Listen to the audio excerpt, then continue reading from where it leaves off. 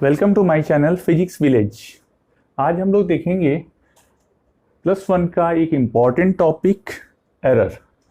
Error को हम लोग चेक करेंगे कैसे, उसके पहले हम लोग दो बातों को समझ लेते हैं। पहली एक्यूरेसी, दूसरी प्रिसीजन। ये वर्ड हम लोग बहुत सुनते रहते हैं लेकिन इनके बीच में कंफ्यूजन अक्सर बना ही रहता है। तो accuracy is nothing but closeness of observed value to the true value.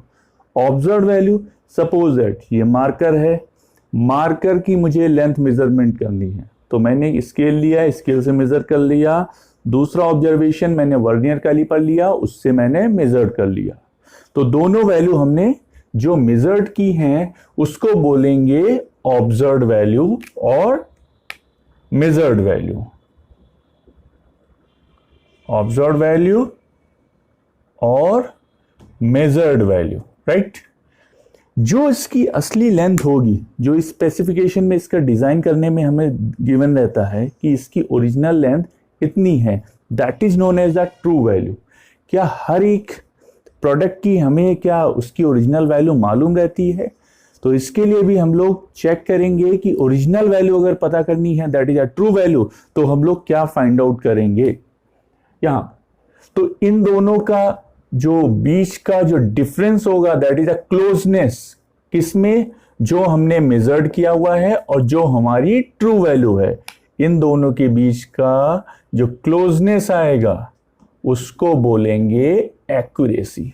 हम लोग कहते हैं रिजल्ट बहुत ही एक्यूरेट आया, यानी जो वैल्यू इसकी ट्रू वैल्यू थे उसके बहुत ही करीब ही आया। दूसरा टर्म हमारे पास में है प्रिसीजन। अब हम लोग इसकी लेंथ बार बार लेते हैं, एक बार L1 लिया, एक बार L2 लिया, एक बार L3 लिया, 3 मेजरमेंट हम लोग लिए। अब यहां पर तीनों मेजरमेंट अगर बहुत ही नियरेस्ट आएंगे, सपोज दैट इसकी जो लेंथ है वो हमारी है 10 सेंटीमीटर, एक बार आती है 10.5 सेंटीमीटर और एक बार आती है 10.1 सेंटीमीटर, एक बार आती है 10.2 सेंटीमीटर।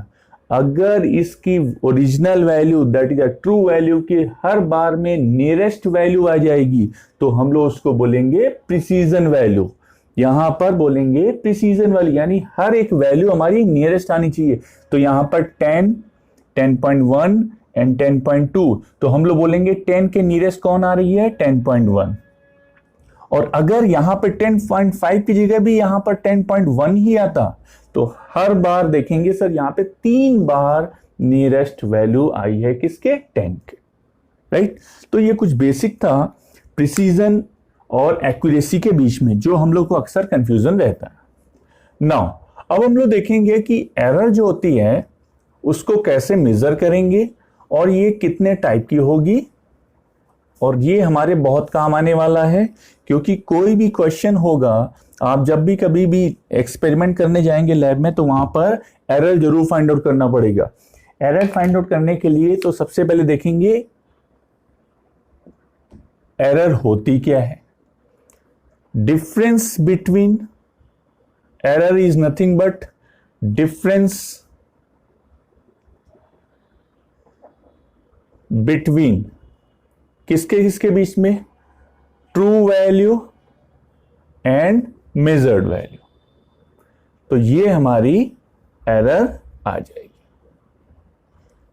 ट्रू वैल्यू जैसा कि मैंने आपको बताया, तो जो इसकी ओरिजिनल लेंथ होगी, जो उसका ओरिजिनल मैग्नीट्यूड होगा वो ट्रू वैल्यू, और मेजर्ड वैल्यू जो हम लोग उसको मेजर करके लिखने वाले हैं। एरर हमारे पास में जो होती है वो दो टाइप की होती है। First one is the systematic, second one is a random. तो मेनली हमारे पास में दो टाइप की एरर होगी। सिस्टेमैटिक मींस हम लोग एक लैब में एक्सपेरिमेंट कर रहे हैं, तो एक्सपेरिमेंट के लिए सिस्टम हमारा कौन कौन सा होगा? स्टूडेंट, जितने भी अपरेटस होंगे, और अपरेटस के साथ साथ में जितना भी सराउंडिंग भी होगा। सराउंडिंग मींस हम लोग कहां पर होंगे? हम लोग लैब में होंगे, और लैब में भी क्या क्या होंगी? विंडो भी होंगी, फैन भी होंगे।